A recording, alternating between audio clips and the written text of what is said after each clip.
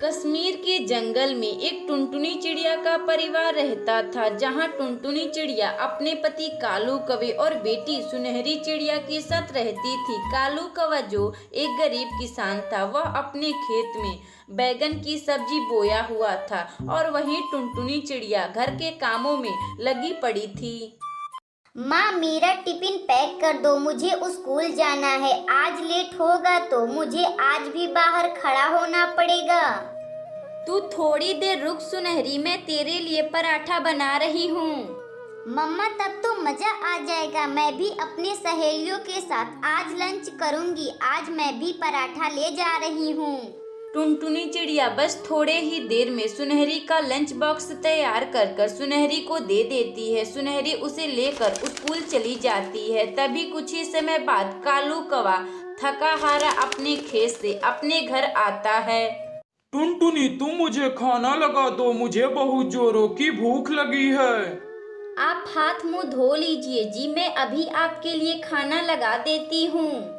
फिर टुनटुनी चिड़िया अपने पति कालू कौवा के लिए खाना लगा देती है। कालू कौवा खाना खा ही रहा था, तभी कुछ ही समय बाद बंटी कबूतर अपनी बेटी रूसी कबूतरी का शादी का निमंत्रण कालू कौवा के लिए देने आता है।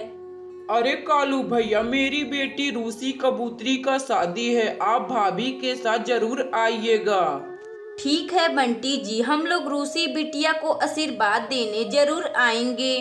बंटी कबूतर निमंत्रण पत्र देकर वहां से चला जाता है। इसी तरह अब 2 हफ्ते बीत जाते हैं। अब वह दिन आ गया था, रूसी कबूतरी का शादी वाला दिन।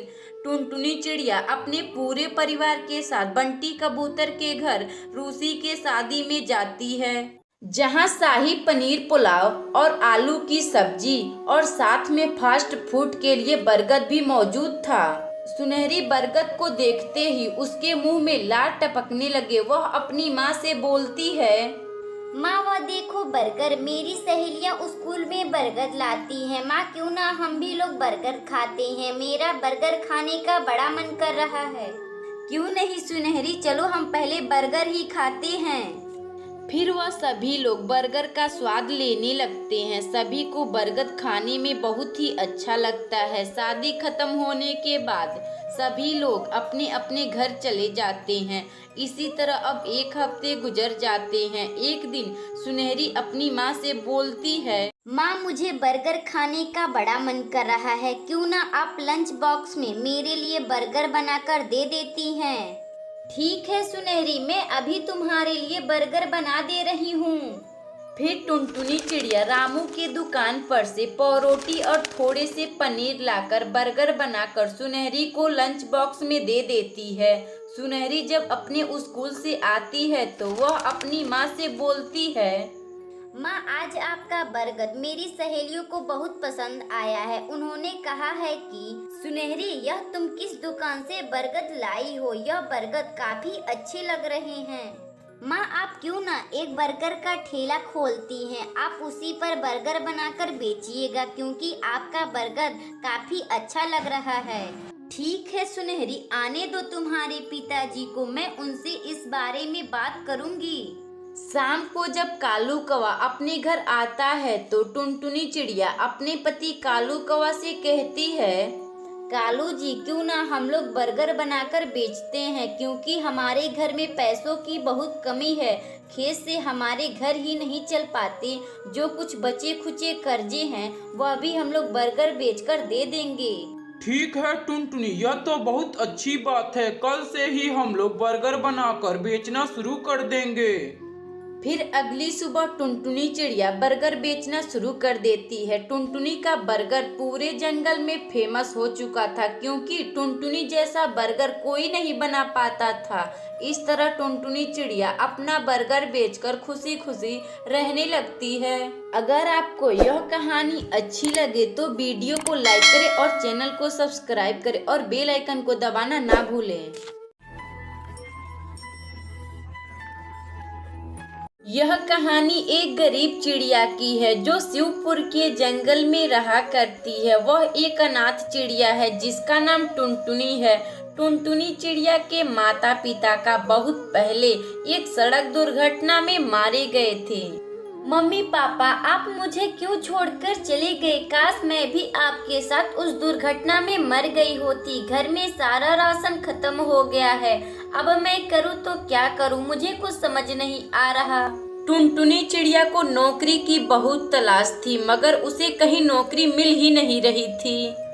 बंटी जी, अब मैं गर्भवती हो चुकी हूँ। अब मैं घर का सारा काम नहीं कर पाऊंगी। हाँ बबली, तुम गर्भवती हो गई हो, तुम्हें आराम की जरूरत है। अब मैं सोच रहा हूँ कि यह घर का काम कौन करेगा। बंटी जी, क्यों ना आप घर में एक काम वाली रख लेते हैं। वह घर का सारा काम भी कर देगी और मेरा ख्याल भी रख लेगी। मगर बबली, इस जंगल में हमें ऐसा कोई कहाँ मिलेगा।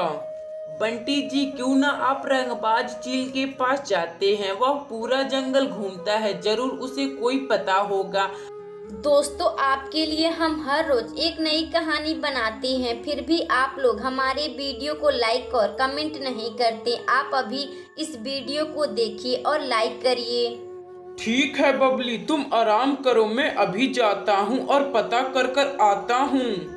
फिर इतना बात कहकर बंटी कबूतर उस रंगबाज चील के पास जाता है। रंगबाज चील, मेरी पत्नी गर्भवती है, मुझे एक काम वाली चाहिए। तुम्हें ऐसा कोई पता है जो हमारे घर का साथ हमारी बीबी का भी ख्याल रख ले। हाँ बंटी, इस जंगल में एक टुनटुनी नाम की चिड़िया रहती है। उसके माता पिता इस दुनिया में नहीं है, उसे काम की बहुत जरूरत है। फिर अगली सुबह से टुनटुनी चिड़िया बंटी कबूतर के यहाँ काम वाली बनकर उसके घर का काम भी करती और साथ में उसकी पत्नी का ख्याल रखती। इसी तरह अब 1 महीने गुजर जाते हैं। एक दिन बबली कबूतरी का एक खूबसूरत सा लड़का पैदा होता है। टुनटुनी, तुम्हारा बहुत बहुत धन्यवाद जो तुम मेरी पत्नी का इतना ख्याल रखी हो। इसी वजह से हमारा बेटा बहुत स्वस्थ पैदा हुआ है। अब तुम कहीं मत जाओ चिड़िया, अब तुम हमारे यहाँ रोज आना और झाड़ू पोछा कर अपना गुजारा कर लेना।